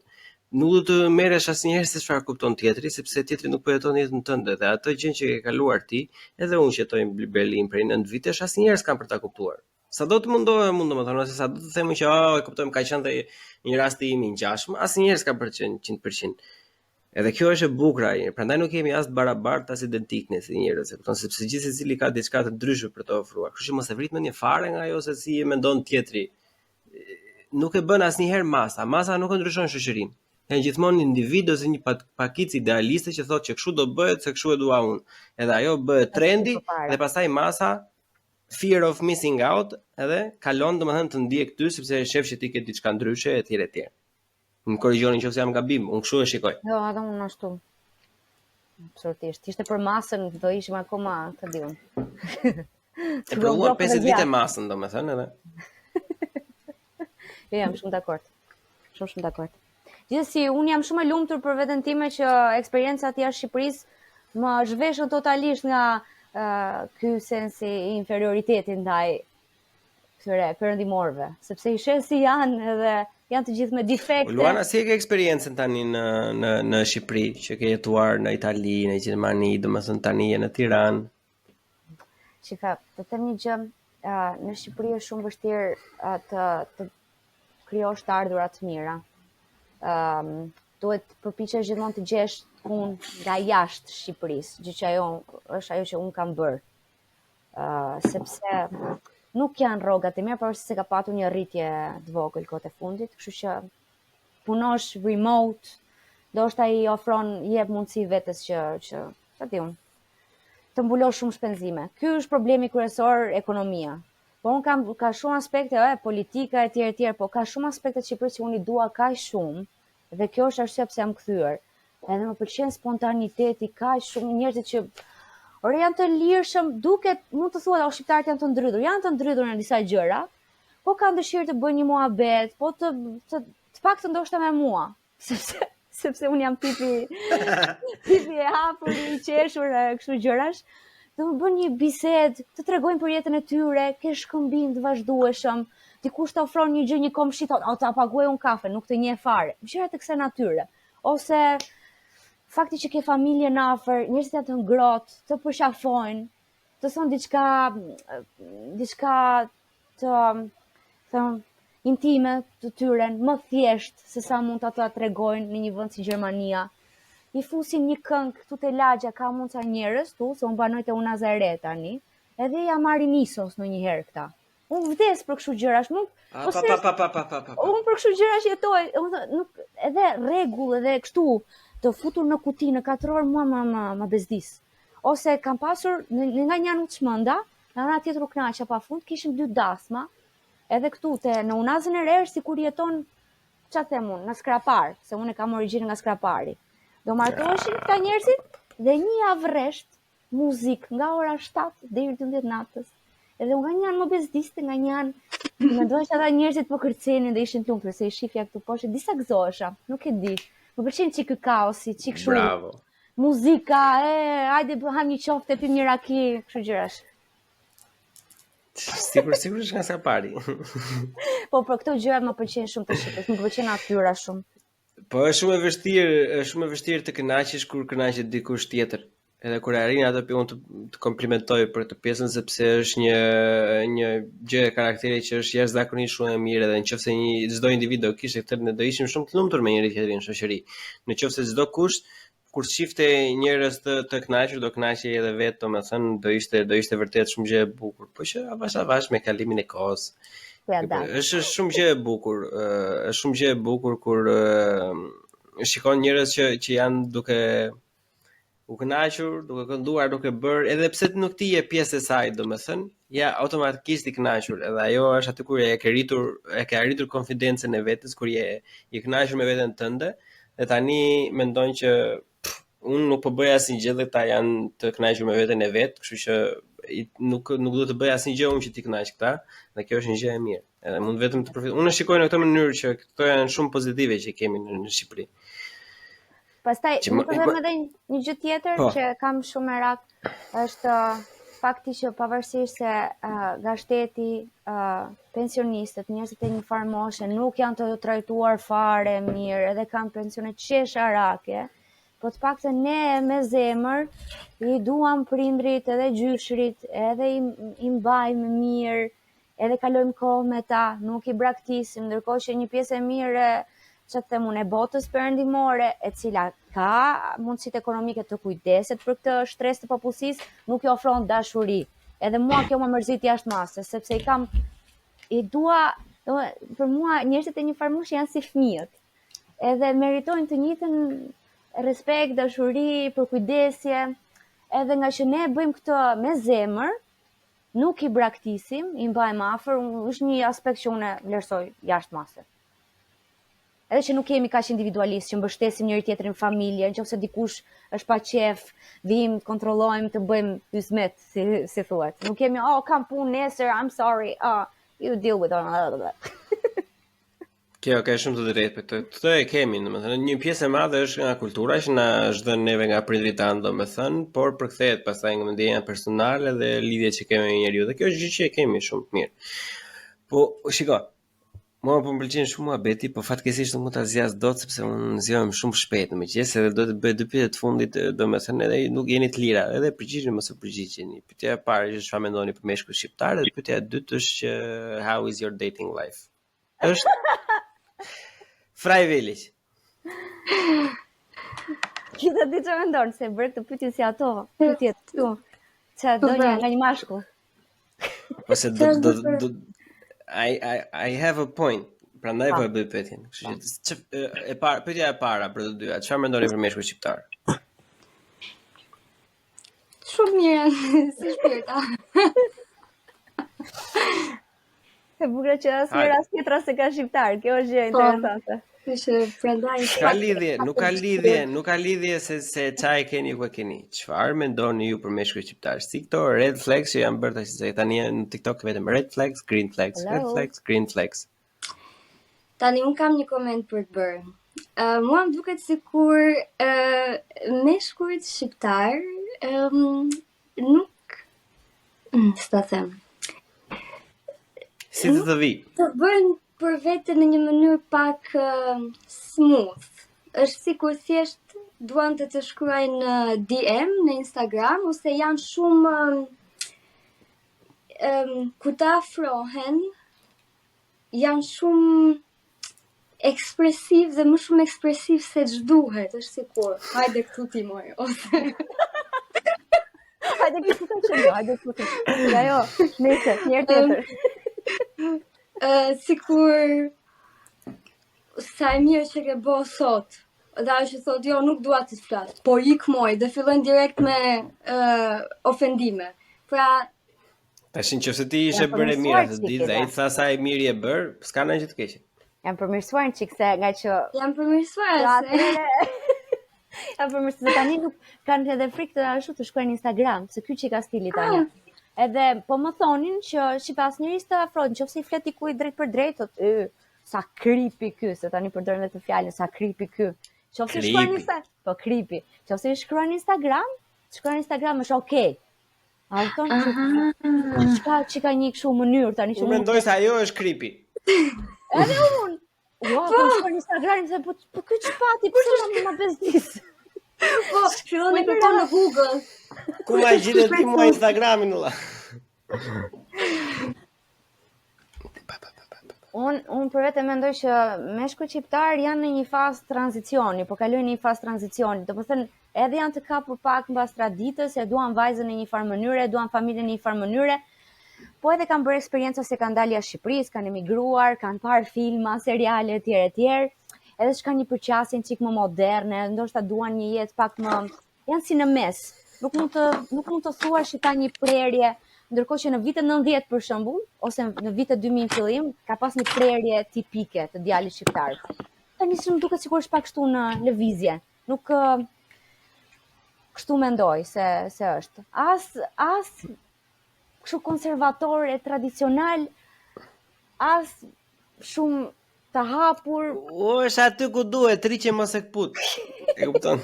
Përshtaten me vajzën që kam përpara, sepse normalisht qëllimi i shumicës së seksit mashkull është që të arrijë qëllimin e, të vet. Kështu që do përpiqet me të gjitha mënyrat i përshtatet vajzës që kanë krah. Qofse ajo nuk e përshëndes Luana me të drejtën. Unë mendoj se të gjitha unë jam shumë kundra që të vend të dalë dashi apo sa dashur ti sa ka dashur ka. Unë jam jashtëzakonisht shumë kundër kësaj. Nëse unë mendoj që gjithsesi çdo njeri që do të nisë diçka do ta nisi për shefin e vet. Edhe ta shofi ku do shkoj. Asnjëherë nuk e mendoj se do të nisi one night stand. Unë jam shumë kundër kësaj gjë, domethënë nga ana e meshkujve, nga ana e gocave mund ta bëj një vajzë që mund të ketë një podcast, mund ta komentoj vetë këtë gjë, por unë jam shumë kundër kësaj. Sepse meshkujt domethënë e para fare kanë dizavantazhin që piqen pas vajzave. 1. E dyta, presioni shoqëror domethënë nga ana, le të themi, e burrërisë në thonjza është shumë herë më i lartë tek meshkujt domethënë sepse në Shqipëri vazhdon ai lloj modeli dhe ti nuk e ke kohë domethënë që të merresh tash ato 300.000 lekë që po i merr të vesh të prishësh me një gjë vetëm që të kalosh një kënaqësi hedoniste të momentin që e derdhe farën apo e mbajt edhe një muaj tjetër derisa të dalë tjetra. Unë jam shumë kundër kësaj sepse gjëja që ndodh me këtë ti e bën një lloj disconnect, e çlidh njeriu nga performanca. Sepse nëse ti të kalosh një lidhje normale, edhe nëse ajo lidhje do shkojë keq, atëherë ti do mësosh, e kupton, ose shpresoj të mësosh, mund të jesh dhe gol që nuk mëson, bëhesh më keq, por që me shpresën që njeriu mund të mësojë, domethënë unë do dëshiroja më shumë që njeriu të kalojë eksperjenca, të shohë kush nuk i përshtatet, kalon një lidhje, shikoj nuk bëhet Allah, e kupton, ose ku ti që ma nxiu jetën. Okej, s'ka problem. Nuk ka problem. Kupton, thjesht mbyllë atë gjën edhe mundohu ta analizosh të parën fare çfarë ishte gabimi jot. Ti mund të mos kesh pasur asnjë gabim drejt për drejt, por mund të ketë pasur gabimi partneri ose partnerja, por në fakt ti ke pasur gabimin sepse ti ke lejuar atë lloj individi të ndjehet të cilët ta shturë rreth teje. Dhe më mendja që po të më kishte thënë mua dikush kur isha unë 20 vjeç, domethënë apo 17, do isha shumë i qetë, domethënë, por normalisht disa gjëra do të provosh edhe vetë edhe kjo lidhet drejt për drejt me atë që ti the gjën e parë fare, që ne kemi një kulturë që duam të dukemi, edhe ideja është që se sa i kënaqur jeti si mashkull me veten tënde dhe me partneren tënde, shumë meshkujt e kanë për turp ta thonë, edhe fokusohen te pjesa po kam pasur 3, 4, 7, 15, 101, pastaj është si pompa ta e ke parasysh që sa herë që kalon një nga treshi, kalon 99, 100, 101, 102, 103, e ke parasysh është thjesht patetike sepse nuk është burrëria ajo, e kupton? Burrëria është edhe të kesh vetëm një partner të kenë shkuar gjërat shumë i. Burrëria është thjesht i sigurt, burrëria ti je i urtë, mos të flasësh kur nuk duhet, mos t'i hapësh namin të tjerave, keq, ke kaluar një eksperiencë çka ke kaluar me tjetër, mos u merr më me llafe tani, kështu se kjo është patetizmi i gjithë shoqërisë tonë, domethënë, se ta thonë që po llafet janë për femrat atë bëjnë llafe më keq se gratë vetë valla. Ke parasysh? Është sad. Është why? Pse? E kupton? Po se të ke motër, ke një kushërir, ke një komshi, një gjë tjetër e ti, come on. Si do ndihesh e ti, domethënë që se gjëja që po bëti tani, do ta bën dikush për këtë personin tënd të zemrës. Nuk ja vlen. Po nuk e dia bëhen më nga këto marifetet edhe pislliqet edhe kështu, thashë themet që bëjnë surat nga mbrapa, por në përgjithësi unë kam vënë që janë bërë shumë më të sjellshëm djemt në Shqipëri. Din të përqasen më mirë, të komunikojnë më mirë se vite më parë. Janë më me edukat. Unë ka vënë një gjë të Luana që kjo mund të qëndroj, nuk jam në dini, nuk kam dalë ndonjëherë me një mashkull, kështu që ti mund të dish më shumë për këtë, po që çka kam vënë re unë, domethënë, ose të paktën mbase të jetë mbase kjo nga ana ime është pak ignorant dhe nga mungesa e informacionit, po që unë kam vënë re që femrat shqiptare janë bërë të paktën ato që janë me zë të lartë, domethënë që loud, janë bërë pak kështu si më cinike, e ke parasysh më çunake, domethënë, fillojnë që të shajnë sa më shumë të tregojnë atë, më thonë za independencën sa më shumë etj edhe nuk e di, më duket ndonjëherë sikur është fake, duket sikur dalin nga vetja, domethënë vetëm për të treguar që I'm a boss bitch, që janë këto gjëra tani, jo Nicki Minaj, këto, e ke parasysh? Nuk e din që sa e vërtet është, domethënë. Po është ashtu. Që vërtet ka më shumë nga këto personazhe të tilla, po si duket është një fazë që kalohet nga të qenurit e mbyllur, duhet të jesh e ngrohtur, dikush do kujdeset për ty që është vllai babai, edhe deri në momentin që ti me vërtet je e pavarur dhe e përgjegjshme për veten tënde, ke këtë fazën që nuk je akoma, po përpiqesh të shkosh aty. Edhe you act like it. E ke parasysh? Bën sikur. Pastaj për të vazhduar këtë linjën e mendimit që kishte Luana, mendoj që vajzat shqiptare ndoshta dhe duan ta thonë me zë të lartë që janë të pavarura, sepse ne kemi qenë dhe jemi akoma deri diku një shoqëri patriarkale, ku burri në disa familje shqiptare ka bërë ligjin dhe nuk i ka dhënë gruas ose vajzave liri për çfarë lloj gjëje, dhe ndoshta nga frika se mos përfundojnë në mënyrë të tillë, duhet ta thonë me zë të lartë që shiko, unë jam e pavarur, unë jam e fortë, ti nuk mund të sillesh në një mënyrë patriarkale me mua, nuk mund të më mbyllësh etj. Thjesht një teori kështu në ajër. Po. Jo, unë nuk kam shumë dakord me të pjesën e patriarkatit. Unë mendoj që ne mund të jemi ignorant, po. Mund të jemi ignorant, e kupton që përdorim jo dhunë, familje, etj, por nuk mendoj që familja shqiptare është familje patriarkale, se ka raste, domethënë, ose jo raste, po është shumicë e madhe, domethënë që normalisht që i ke burrat në kafe që thonë që të merren me gruan, i kontrollon gruaja, bën gruaja këtë, bën gruaja atë, normalisht duket që në familje kontrollon e ka gruaja. në Shqipëri. Se ne jemi diku te pseudo-orientalist, domethënë dhe një pjesë të madhe ndikimin gruaja ose partnerja në shtëpi, domethënë në vendimarrje e kemi shumë të lartë. Po tunë se kokën Luana. Po unë pra të thundin e kokës do të them që unë nuk po flas për familjet e degraduara që trajtojnë njëri tjetrin si kafshë, po flas për një familje normale shqiptare, domethënë. Një familje shumë normale shqiptare ti je bindur ti që gruaja ka një pushtet jashtëzakonisht shumë të madh. E ka. Pastaj nëse ai pi, apo nëse ai rreh, apo nëse ai luan bixhoz, domethënë, ky nuk është shembulli që unë dua të marr, as nuk është shembulli që unë dua të reklamoj, sepse ajo nuk ka lidhje me patriarkalitetin, ajo ka lidhje me ignorancën, ka lidhje me sëmundjen që ka njeriu, ka lidhje me mentalitetin e mykur.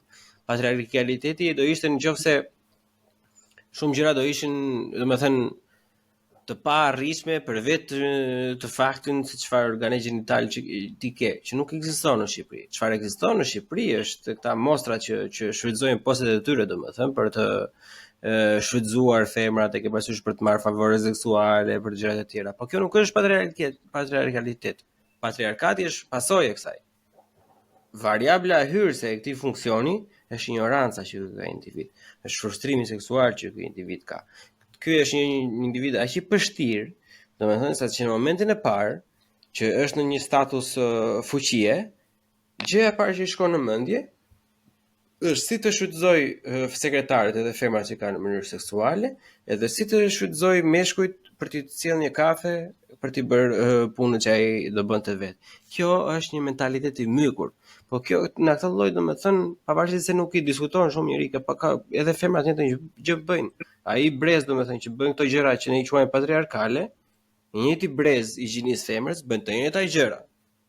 Marrin doktoreshat në spitale, pikërisht pra, doktoreshat në spitale shfrytëzojnë me infermier me gjëra, domethënë i marrin telendis në 100%, shefet e fasonerive që punojnë jashtë një grua që udhëheq 200 gra, i trajtojnë sikur janë plera. Sepse nëse do ishte patriarkali, bie që meqë kjo është femër vetë, domethënë edhe po ka të bëjë me femra, atëherë do sillen më mirë. Jo. E ka treguar faktualisht në Shqipëri që ne kemi ignorant, nuk kemi patriarkat. Ne kemi ignorancë të thjesht, janë persona që pa çfarë lloj ngjyre, çfarë lloj organi gjinital të kesh ti, në momentin që ata janë në pushtet, do bëjnë gjën më të shpifur të mundshme që ta nxjinë jetën ty, domethënë, sepse ju duket sikur vetëm ashtu e marrin satisfaksion. Po kjo nuk zgjat shumë, e kupton? Kjo asnjëherë këto mund të zgjatin shumë, edhe janë shumë persona që vuajnë për ditë nga këto gjëra, po asnjëherë nuk zgjat në përjetësi. Tani unë jam shumë dakord me këtë që diskutohet deri tani, edhe pozicioni i pushtetit është s'ka rëndësi fare çfarë seksi i përket, në qoftë se shumica e njerëzve nuk e di çfarë ndodh brenda njeriu në momentin që je në pozicion pushteti, s'është më sa duket pjesa më e madhe ndjen një kënaqësi që të shtypin të tjerët, po që ka pjesën natyrës njerëzore. Edhe ndodh gjithandej. Por që ne jemi kryesisht shoqëri patriarkale, është vërtet nuk e di në familjen tënde të madhe, por në familjen time të madhe, po flas për gjeneratën e prindërve të mi, tezeve, dajave, hallave, xhaxhallarëve, fjalën e fundit për shumicën e gjërave të rëndësishme në familje ka pasur burri. Tani dhe unë po flas vi nga familje dhe njerëz të shkolluar, që kanë studiuar, që kanë bërë eksperienca, fjalën e fundit shumicën e rasteve. Jo gjithmonë, sepse ka disa sa bajes ka qenë ai burri, domethënë përpara se ta ketë thënë fjalën e fundit, sa ka folur me gruan? A ka folur me gruan një natë përpara? As ka folur, e ke parasysh këto janë të gjëra që nuk duhet i lësh jashtë ekuacionit, sepse ajo është bashkëtesa. Unë nuk i lë jashtë ekuacionit, por që po ta konsiderosh që në fund të fundit ndoshta gruaja mund edhe ta ketë manipuluar burrin, e ta ketë spërdredhur kështu. Po e rëndësishme që burri, meqense shoqëria është patriarkale, duhet të mendoj që ai sepse ashtu funksionon, duhet t'i mbushësh mendjen burrit që ai e ka marrë atë vendim, që si përfundim të bëj atë që do ti. Po kjo s'ka lidhje me patriarkalitetin. Këtë punë bëj dhe unë. Unë jam punoj me burra. Edhe unë atyre që janë moshe madhe nuk i them asnjëherë bëj kështu si ishte unë. Unë i them, po sikur ta bënim kështu, mund ta bëhet sipas eksperiencën tënde, e kupton ti mbush mendje sikur kjo që pikërisht pra s'ka lidhje me patriarkalitetin. Kjo është politikë njerëzore e përditshme. Ti ja bën tjetrin të ndihet sikur kjo ide jote është ideja e tij. Është vetëm një mënyrë që ai ta bëjë këtë gjë pa asnjë lloj rezistence. këtu po flasim në rastin kur funksionon, po më beso ka sa të duash ku jo vendose, nuk bëhet. Unë flas për çka kam jetuar deri më sot. Dhe gjëja e mirë ama është çfarë vere unë si janë sjell prindrit tanë, po flas konkretisht për prindrit e mi. Po prindrit tanë domthonë të gjeneratës tonë me gratë e tyre është ndryshe nga si sillen me vajzat e tyre. Që thot janë shumë më të dashur, shumë më të përkushtuar, shumë më të hapur dhe i lënë shumë më të lira që mua më bën të ndihem shumë pozitive dhe optimiste për të ardhmen e Shqipërisë në këtë sens. Me vërtet mendoj që kemi bërë hapur përpara. Mënyra se si vajzat i trajtojnë shumë më mirë se sa gratë e tyre dhe pretendojnë për vajzat e tyre një jetë më të lirë. Kështu që shumë bukur, jam shumë e kënaqur. Një sakrificë e marrim të gjithë, domethënë, nëse është vërtet ashtu siç thua ti, edhe pse janë vajzë, unë mendoja që është it's a good deal, domethënë, për gjeneratën që vjen. Kështu që Amenja se ato vajza do bëjnë më mirë. Për të cituar Irma Libohovën, kush ka vajza, botën ka. Po mime, po kush ka djem çka ka? Ka universin. Po, sa të thonë. Se ka thënë asnjëri, shikon që si një shoqëri patriarkale sepse nuk ka asnjë shprehje për çunat. Gjithmonë kush ka vajza, botën ka. Prindërit e mia bënë kisha i çupun, oho, do isha mbret. Po hajt me një djalë tani. Kush kjo hajt me një djalë? Po hajt me një djalë. Hajt me një djalë është asi kanë bërë fëmijët. Kur i bëjnë fëmijët, gjithë duan çupa. Ka ndryshuar po, shqyr. Jam shumë shqyr. Me kështu. Bukur, Koca. Unë mendoj që këtë regjistrim neve ta kryejmë këtu. Thojeni një çik njerëzve ku mund t'ju gjejnë juve, ku mund të ndjekin edhe materialin tuaj. Këtë e di më mirë po. Në qoftë se doni të shikoni video tona... Po çfarë në qoftë se doni, vikni shikoni videot e gocave. Okej, me urdhër. Pasi të dëgjoni këtë episod, shkoni me vrap në YouTube dhe kërkoni kompetentet, shkoni në Spotify dhe kërkoni kompetentet, shkoni në Instagram dhe kërkoni kompetentet dhe qeshni me memet tona. Yes! Ishara që nuk qesh. Atëherë të dashur miq, ne konkludojmë këtë episod, domethënë, shkoni ndiqni vajzat, gjitha linket e të trejave gjërave që keta përmendin do i gjeni në description në YouTube edhe në Spotify, po në Spotify do të bëni copy paste që t'i gjeni. Kështu që kaloni në YouTube edhe klikoni direkt linket tuaja për të ndjekur gocat. Materiali është shumë i mirë, të mos për juve që e pëlqeni ato lloj materiali, nuk do të zhgënjeni asnjëherë. Ky episod për gjithë juve që po e dëgjoni në YouTube dhe Spotify ka dalë minimum një javë përpara në Patreon, që edhe juve mund të bëni pjesë në çdo kohë. Deri herën tjetër ja kalofshi shumë bukur edhe gjithë mira. Pati. Ju pafshim. Buçim në bu, CHI. Bu, CHI. Në podcast.